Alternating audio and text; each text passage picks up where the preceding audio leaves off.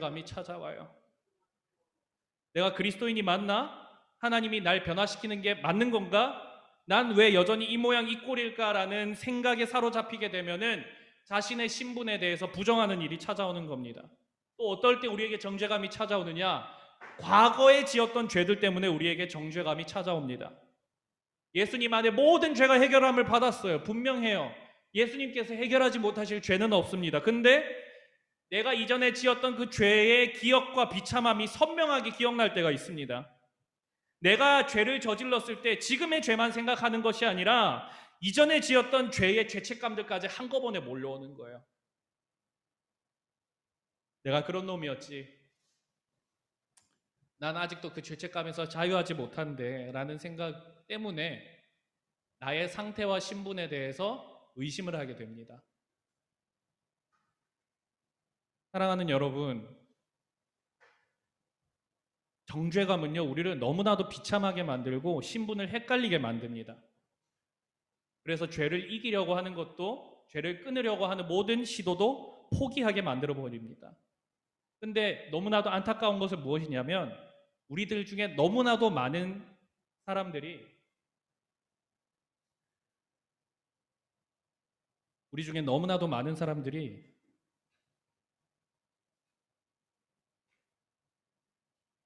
정죄감을 안고 산다는 겁니다. 정죄감을. 그래서 하나님께 나아가지 못하고 하나님의 자녀인데도 하나님께 나아가지 못하고 여전히 그 정죄감에 사로잡혀서 비참함 속에 살아가는 경우가 많습니다. 근데 여러분, 반드시 아셔야 할 게 있습니다. 저와 여러분들에게는 더 이상 정죄가 없다는 사실을 기억하셔야 됩니다. 내가 정죄감을 가진다는 것은 속고 있는 겁니다. 우리의 신분을 헷갈리게 하는 죄의 유혹이, 그 싸움이 수도 없이 있고 우리가 때로는 넘어지기는 하지만 여러분, 절대로 하나님은 우리를 버리지는 않으세요. 여러분, 우리가 죄를 짓고 넘어질 때가 있지만 하나님 우리를 포기하지 않으세요. 죄를 지으려는 우리의 습관보다 우리를 끝까지 인도하시는 하나님의 사랑이 더 크고 강력하기 때문이에요. 변하지 않는 진리의 말씀을 의지하세요. 거짓말에 속지 마세요. 넌 죄인이야, 넌 유죄 판결 받았어 라는 거짓말에 속지 마세요. 죄가 주는 거짓말에 속지 마시고 말씀이 주는 진리에 여러분들 집중하시고 귀를 기울이시기 바랍니다. 진리는 무엇이냐면, 팩트는 무엇이냐면 오늘 말씀이 선포하는 것처럼 그리스도 예수 안에 있는 사람에게는 더 이상 정죄가 없다는 겁니다. 우리 1절 2절 함께 다시 읽어볼까요? 1절 2절 읽겠습니다. 시작. 그러므로 이제 그리스도 예수 안에 있는 자에게는 결코 정죄함이 없나니 이는 그리스도 예수 안에 있는 생명의 성령의 법이 죄와 사망의 법에서 너를 해방하였습니다. 정죄가 없는 이유는 무엇이냐면 예수 안에 있는 생명의 성령의 법이 죄와 사망의 법에서 우리를 해방했기 때문이에요. 여러분, 여기서 법이라는 표현에 대해서 좀 집중해야 돼요. 법은 우리의 삶을 규범해요. 법은 우리의 삶의 옳고 그름을 판단하는 근거가 되는 게 법이에요. 여러분, 법이라는 건 원래 이걸 규범이라고 하는데 우리는 법 아래에 있는 사람들이에요. 어떤 법 아래에 사는지에 따라서 그 사람의 정체성이 결정되는 거거든요. 여러분, 우리가 대한민국 국민인 이유는 대한민국 헌법에 동의하기 때문이고 헌법 아래에 있다는 걸 동의하기 때문에 우리가 대한민국 국민인 것이고, 우리가 미국 사람이 되려면 미국 헌법을 존중하고 미국의 법을 지키겠노라 인정을 하게 되면 그게 그 나라의 법이 되는 거예요. 그 나라 사람이 되는 거예요. 여러분, 죄와 사망의 법이라고 표현된 것은, 이 법이라고 표현된 것은, 죄와 사망의 법이라는 것은 우리의 삶을 어떻게 규정했냐면, 우리의 삶을 어떻게 규범했냐면 우리가 어떤 행위를 해야만, 우리가 어떻게 무슨 노력을 해야만 구원을 받을 수 있다고 생각을 했어요. 그렇게 규범을 했어요. 그게 율법으로 표상된 거예요. 율법으로. 근데 여러분, 우리의 노력과 행동과 열심으로 우리가 구원을 받을 수 있나요? 구원을 받을 수 없습니다. 우리가 앞에서 계속 살펴봤던 내용입니다. 구원을 받기 위해서는 하나님의 법을 지킴에 있어서 조금의 부족함이나 위반하는 것도 없어야 되는데, 여러분, 우리의 삶에는 여러분들이 더 잘 알잖아. 우리의 삶 가운데는 숱한 죄의 오염들과 오점이 있다는 것 말이에요. 필연적으로 그렇기 때문에 죄와 사망의 법 아래에 있는, 내가 무엇인가를 해야만 구원을 얻을 수 있다고 생각하는 그 법 아래에 있는 사람들은 필연적으로 구원을 얻는 것이 아니라 죽음에 이를 수밖에 없는 거예요. 우리가 몇 주 전에 얘기했잖아요. 하지 말라고 하니까 더 많은 죄를 짓고, 그렇죠? 그게 우리의 모습이었잖아요. 하지 말라고 하는 법이 우리에게 찾아왔는데 더 하고 싶어하는 죄성이 우리에게 있었다는 거예요. 우리는 죄와 사망의 법에 매여 있던 사람들이에요. 죄를 짓도록 자극하고 우리 힘으로 해볼 수 있다고 오해하게 만들었던 죄와 그 절망의 법이 우리에게 있었습니다. 그런데 여러분, 이제 예수 그리스도 안에 있는 사람에게는 어떤 새로운 법이 적용되느냐면 생명의 성령의 법이 적용이 됩니다. 그것이 우리를 죄와 사망의 법에서 해방시켰대요. 생명의 성령의 법은 여러분 어떤 규범이냐면 우리가 무엇인가를 해서 구원을 얻을 수 있다는 게 아니라 예수 그리스도로 말미암아 성령께서 우리에게 적용하신 그 구원으로 말미암아 우리가 구원을 얻을 수 있게 된다는 법이에요. 여러분 소율의 문답 공과에서 배웠죠. 그렇죠? 여러분들 기억하시나요? 우리가 구원의 참여자가 어떻게 되느냐? 답은 무엇이었습니까? 성령님이 우리를 그리스도의 구원을 우리에게 효과적으로 적용하신 덕분에 우리가 가능하다고 했습니다. 이 질문은 무엇이냐면 우리가 구원을 어떻게 받느냐는 질문인데 성령께서 우리 안에 오셔서 예수 그리스도께서 이루신 그 모든 구원의 의를 우리에게 적용시켜 주시면, 전가해 주시면 우리가 구원을 받는다는 거예요. 이게 생명의 성령의 법에 아래 사는 사람들이에요. 3절 4절이 이 말을 하고 있는 거거든요. 우리 3절 4절 함께 읽어볼까요? 3절 4절입니다. 함께 읽겠습니다. 시작.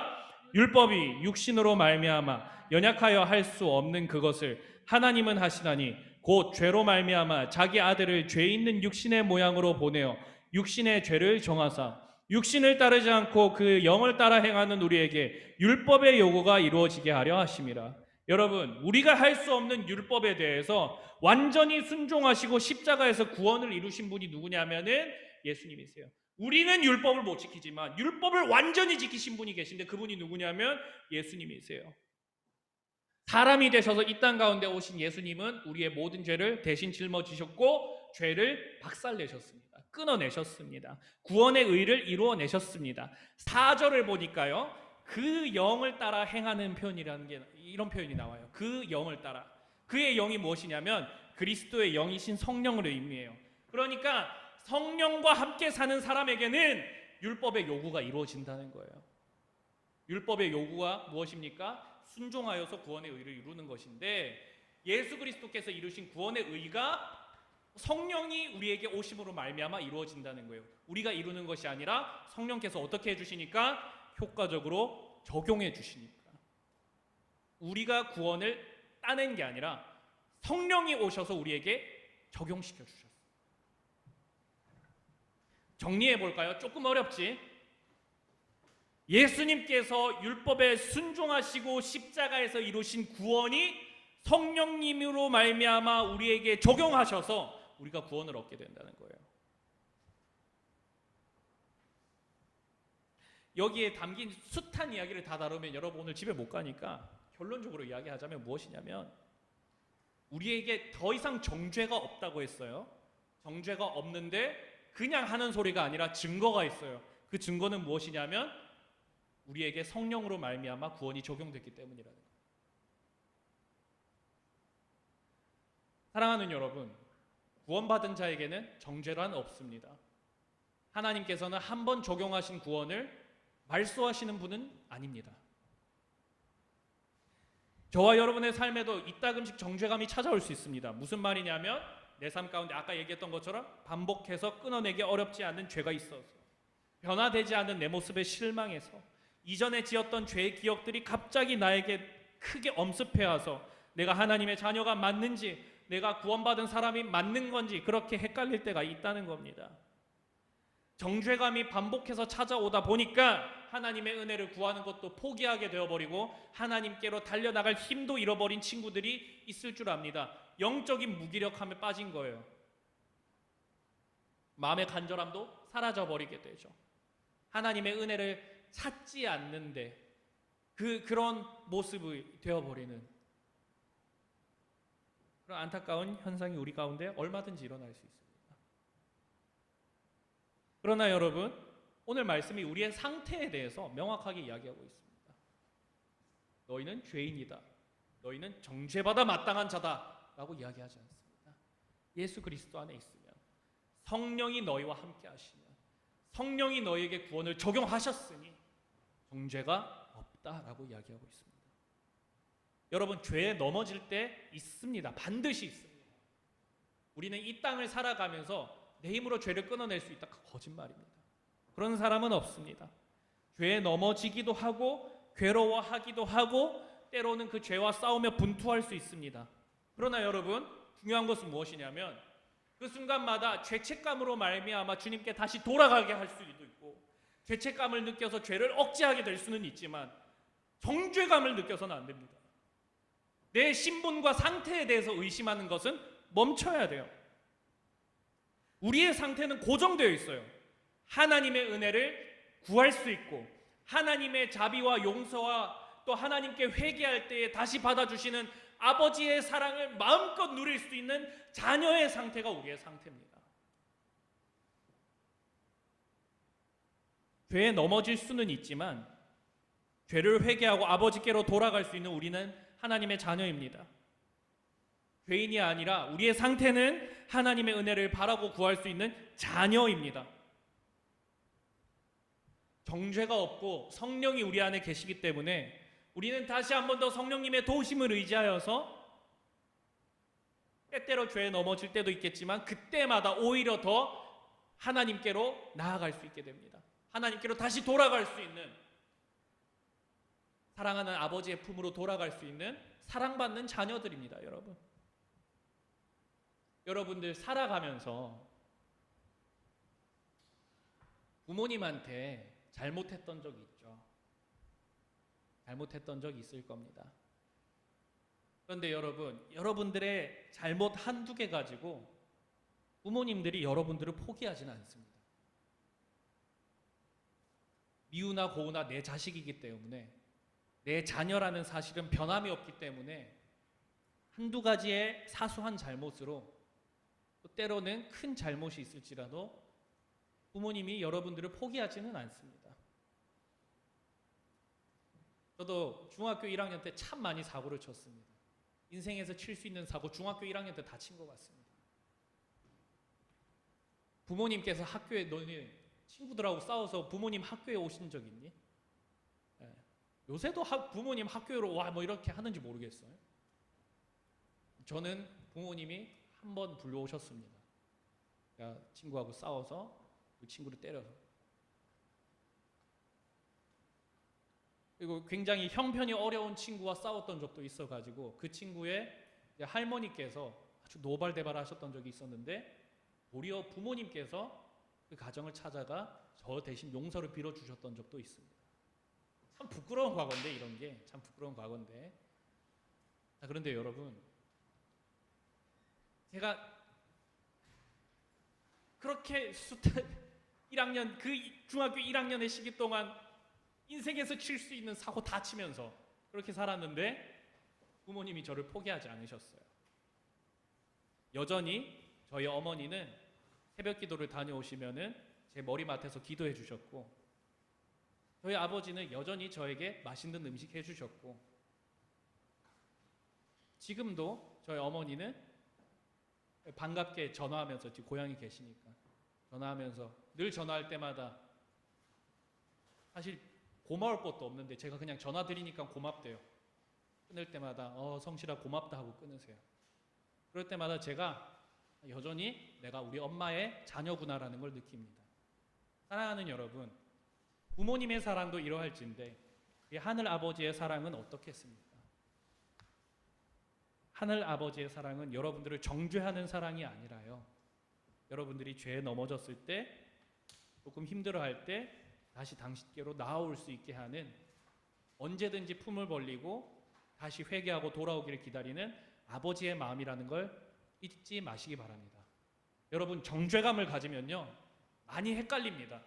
헷갈린다는 게 뭐가 헷갈리냐면 내가 하나님의 자녀가 맞는지, 나는 여전히 죄인인지, 이게 헷갈립니다. 헷갈렸을 때 정말 안 좋은 게 뭐냐면, 헷갈렸을 때 내 상태에 대해서 헷갈리게 되니까 막 갈팡질팡하게 돼요. 근데 갈팡질팡하는 그 가운데 너무나도 죄가 쉽게 틈타게 되고, 갈팡질팡하니까 우리가 익숙한 자리로 가버리거든요. 근데 여러분, 참으로 비참하게도 비극적이게도 우리 사람들이 익숙한 자리는 어디냐면 죄의 자리예요. 죄의 자리. 나락에서 나락으로 떨어져 버리는 그런 상태에 우리가 갈 수 있습니다. 여러분, 그런데 헷갈리지 마세요. 죄가 여러분들을 속이고 헷갈리게 하려고 할 겁니다. 너는 자녀가 아니라 너는 죄인이다. 너는 자녀가 아니라 너는 정죄받아 마땅한 죄수다 라고 여러분들을 속일 겁니다. 그래서 하나님께 나아가지 못하도록 애시당초에 포기하도록 만들 겁니다. 그러나 여러분, 그건 진리가 아닙니다. 속임수예요. 속임수에 속아서 여러분들의 마음과 시간과 에너지를 쏟지 마시기 바랍니다. 진리의 말씀을 들으세요. 어떤 진리의 말씀이요? 그런즉 예수 그리스도 안에 있는 자에게는 다시는 정죄가 없다는 것. 이 진리의 사실에 여러분들 강하게 자리 잡아서 때때로 죄에 부딪히게 되었을 때 그 자리에 넘어져 있는 것이 아니라 자녀의 특권으로 다시 한 번 더 아버지께 돌아갈 수 있는 그런 자유함을 누리시게 되기를 소망합니다. 또한 그뿐만 아니라 자녀된 특권으로서 아버지의 사랑과 힘을 받아서 죄를 이겨낼 수도 있고 끊어낼 수도 있고 삶에 다가오는 그런 여러 가지 유혹들에서 온전히 자유할 수 있게 되는, 서서히 그렇게 자녀의 모습으로 성장해 나가는 저와 여러분들이 되어지기를 간절히 소망합니다. 우리 시간에 함께 같이 찬양하도록 하겠습니다.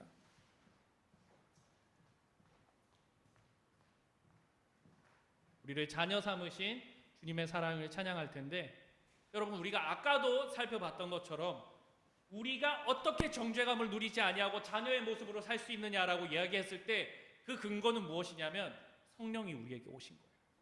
성령님이 우리에게 오셔서 그리스도께서 이루신 구원을 우리에게 아주 효과적으로 적용하셨기 때문에 가능한 거거든요. 그 은혜와 그 사랑, 우리가 이 시간에 함께 성령이 오셨네라는 찬양으로 함께 고백하며 또 노래하며 나아가도록 하겠습니다.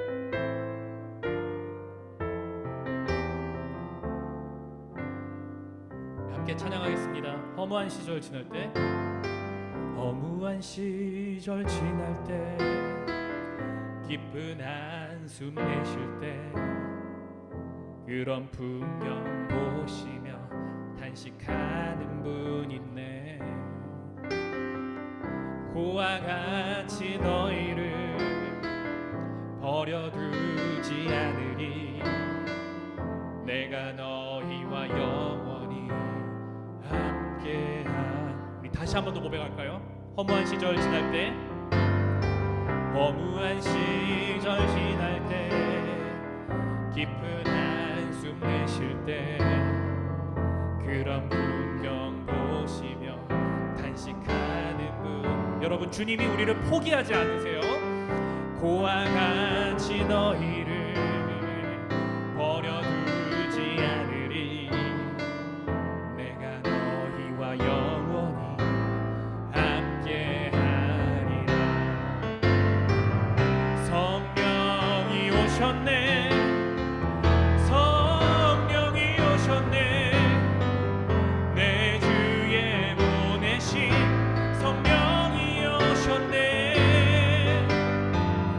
우리 인생 가운데 친히 찾아오셔서 그 나라 꿈꾸게 하시네. 억눌린 자 갇힌 자, 억눌린 자 갇힌 자, 자유함이 없는 자, 피난처가 되시는 성령님 계시는 주의 영이 계신 곳에 참 자유가, 참 자유가 있다네. 진리의 영이신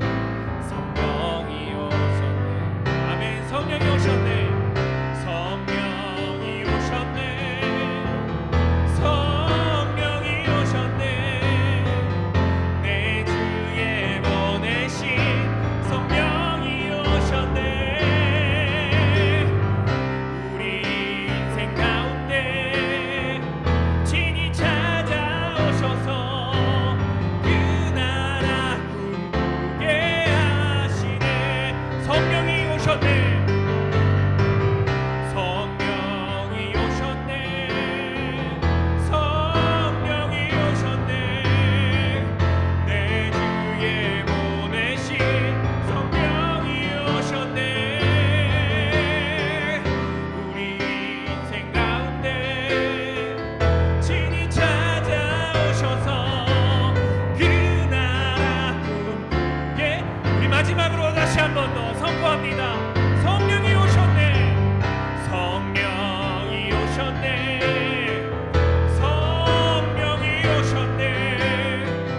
내 주에 보내신 성령이 오셨네. 우리 인생 가운데 친히 찾아오셔서 그 나라 꿈꾸게 하시네. 사랑하는 여러분, 우리 이 시간에 함께 같이 기도하며 나아가기를 원합니다. 죄를 지으면 너무너무 절망적인 것은 우리가 정죄감에 사로잡힌다는 거였거든요. 우리의 신분에 대해서 의심하게 된다는 거예요. 하나님께서 분명히 우리를 자녀라고 이야기하셨고 우리를 양자 삼아 주셨는데 우리가 그걸 계속 의심하게 되는 거예요. 헷갈리게 되는 거예요. 이렇게 죄를 짓는데 내가 죄인이지 무슨 자녀야. 그런 속임수에 우리가 속수무책으로 당해요. 그렇게 생각해버리니까 하나님의 음성을 듣기도 송구해서 나아가기도 죄송해서 은혜를 포기해버리는 일이 발생합니다. 자녀의 모습인데 자녀답지 않은 모습으로 절망 가운데 살아가는 거예요. 그런데 여러분, 오늘 말씀은 이야기하기를 그리스도 예수 안에 있는 자에게 정죄는 없고 너희는 자녀라고 분명히 이야기하고 있습니다. 여러분, 이 시간에 함께 같이 기도할 때 하나님, 이렇게 기도했으면 좋겠습니다. 하나님, 제가 때때로 죄를 지을 때마다 정죄감에 사로잡혀서 하나님의 은혜에 나아가지 못하게 되는 경우가 있었습니다. 하나님 아버지, 그것 때문에 내가 너무 힘들었고 내 스스로에 대해서 의심하게 되다 보니까 하나님, 신앙생활은 하지만 기쁨이 없었고 자유가 없었습니다. 그러나 하나님, 오늘 말씀을 통하여 들은 것은 더 이상 자녀에게는 정죄가 없으니 우리가 자유함으로 기뻐함으로 하나님, 우리가 주님께 다시 나아갈 수 있다는 것을 배웠습니다. 하나님, 우리 안에 있는 이 정죄감의 문제를 해결해 주시었고 우리가 자녀의 모습으로 자녀의 자유함으로 다시 한 번 더 일어서게 해달라고 우리 시간의 말씀을 기억하시면서 우리를 도우시는 성령님을 기억하면서 함께 기도하며 나아가도록 하겠습니다. 기도하시겠습니다. 살아계신 하나님 아버지, 감사합니다. 하나님 아버지, 우리는 너무나도 많은 순간 죄의 하나님 아버지 그 속임수에 속고 살았습니다. 내가 죄인이라고, 하나님 아버지 나는 용서받지 못할 사람이라고, 하나님 아버지 나는 여전히 하나님께 나아갈 수 없는 그런 사람이라고 하나님 우리 오해하면서 살았습니다. 그러나 하나님 아버지, 오늘 우리가 말씀을 통하여서 배운 것은 더 이상 그리스도 안에 있는 사람에게는 정죄가 없다는 사실입니다. 정죄가 없습니다. 하나님 아버지, 우리는 자유합니다. 말씀 안에 자유합니다. 성령께서 우리에게 그 그리스도의 구원을 너무나도 효과적으로 적용하여 주셨기 때문에 하나님 아버지, 우리는 이제 헷갈리지 않겠습니다. 하나님 아버지, 우리는 더 이상 방황하지 않겠습니다. 헷갈리지 않겠습니다. 절망하지 않겠습니다. 하나님의 은혜를 찾지 못하는 하나님 아버지 그런 우울한 모습으로, 절망적으로 모습으로 살지 않겠습니다. 하나님 아버지, 우리가 이제는 온전히 자녀된 모습으로 하나님 살아내기를 원하오니 하나님, 우리 안에 그 은혜와 사랑을 충만히 부어 주시옵소서. 하나님 아버지, 우리가 이 정죄감에서 온전히 자유하게 하여 주시옵소서.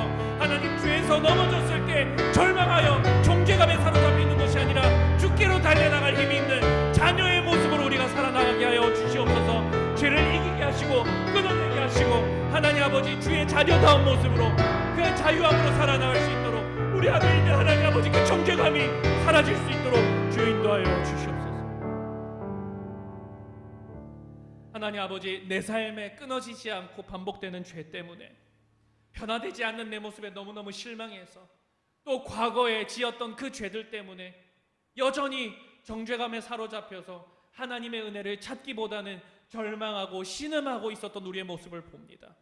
그러나 하나님 아버지, 그리스도 예수 안에 있는 자에게는 절대 정죄가 없다는 사실을 우리에게 오늘 말씀을 통하여 알려주셨사오니 하나님 아버지, 우리가 죄의 속임수에 속지 않게 하여 주시고 말씀의 진리를 붙잡아서 죄와 치열하게 싸우는 도중에 때로는 넘어지고 어렵고 힘들 때에 우리를 도우시는 성령의 은혜를 의지하여서 하나님 아버지께로 다시 한 번 더 달려나갈 수 있는 그 자녀의 자유함을 우리에게 허락하여 주시옵소서. 회복시켜 주시옵소서. 우리의 정체성이 헷갈려서 절망하는 것이 아니라 자녀라는 정체성을 온전히 가지고 정죄감 없는 인생, 주의 말씀과 은혜를 더욱더 간구하며 바라는 그 인생으로 우리가 나아갈 수 있도록 주님 우리의 마음을 그렇게 인도하여 주시옵소서. 정죄감에 사로잡혀서 주께 나아가지 못하는 우리 친구들이 있습니까? 주님 찾아가 주셔서 오늘 말씀의 은혜로 다시 한 번 더 덧입혀 주시고 자녀의 정체성으로 회복될 수 있도록 주님께서 인도하여 주시옵소서. 주님 감사합니다. 모든 영광 존귀 주님께 올려드리기를 원하며 말씀대로 우리의 삶 가운데 역사하실 주님을 신뢰하고 살아계신 우리 구주 예수 그리스도의 이름으로 기도했습니다. 아멘. 우리 함께 준비하신 헌금하시며 주님께 나가도록 하겠습니다.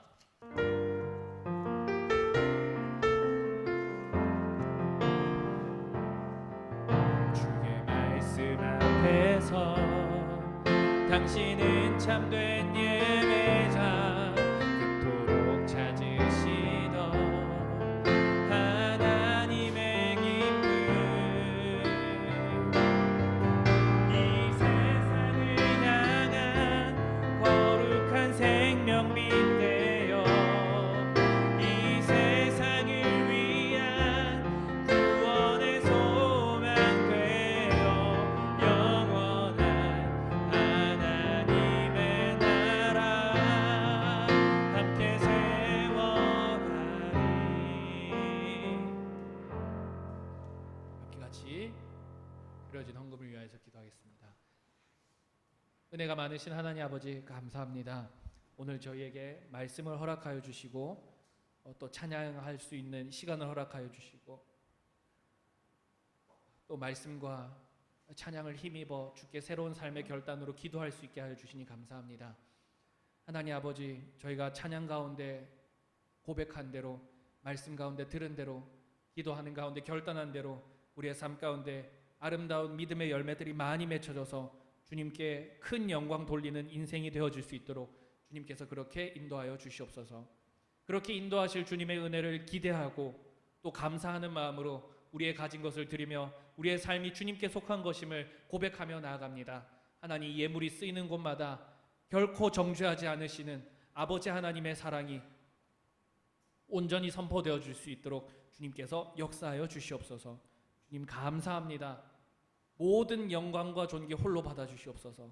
살아계신 우리 구주 예수 그리스도의 이름으로 기도했습니다. 아멘. 우리 주기도문으로 예배를 마치도록 하겠습니다. 하늘에 계신 우리 아버지여 이름이 거룩히 여김을 받으시오며 나라가 임하옵시며 뜻이 하늘에서 이루어진 것 같이 땅에서도 이루어지이다. 오늘날 우리에게 일용할 양식을 주옵시고 우리가 우리에게 죄 지은 자를 사하여 준 것 같이 우리의 죄를 사하여 주옵시고 우리를 시험에 들게 하지 마옵시고 다만 악에서 구옵소서. 대개 나라와 권세와 영광이 아버지께 영원히 있사옵나이다. 아멘.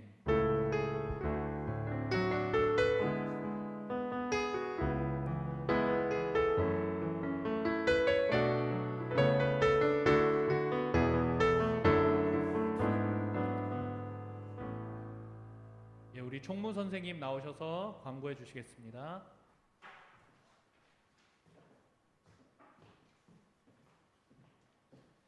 네, 광고 드리겠습니다. 저희 내일부터 사회적 거리두기 4단계가 됨에 따라 저희 모든 예배가 비대면으로 드려지게 되었습니다. 그래서 저희 중고등부도 다음 주부터는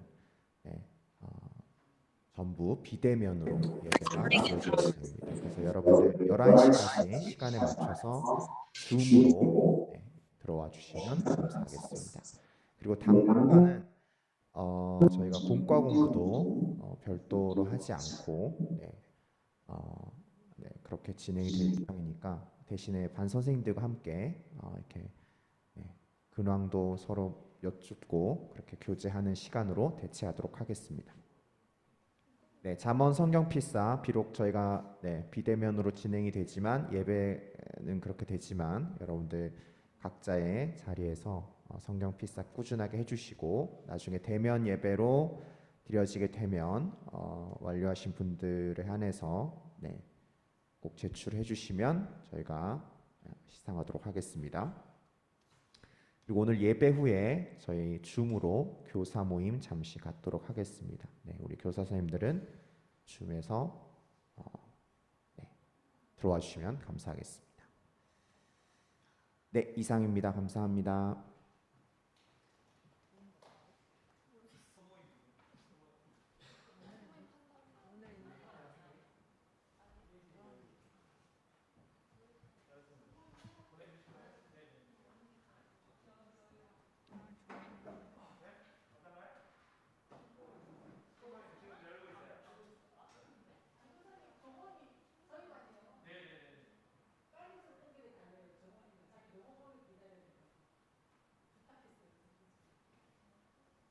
자, 소그룹 모임 방을 열고 있으니까 나가지 말고 잠시만 기다려 주세요.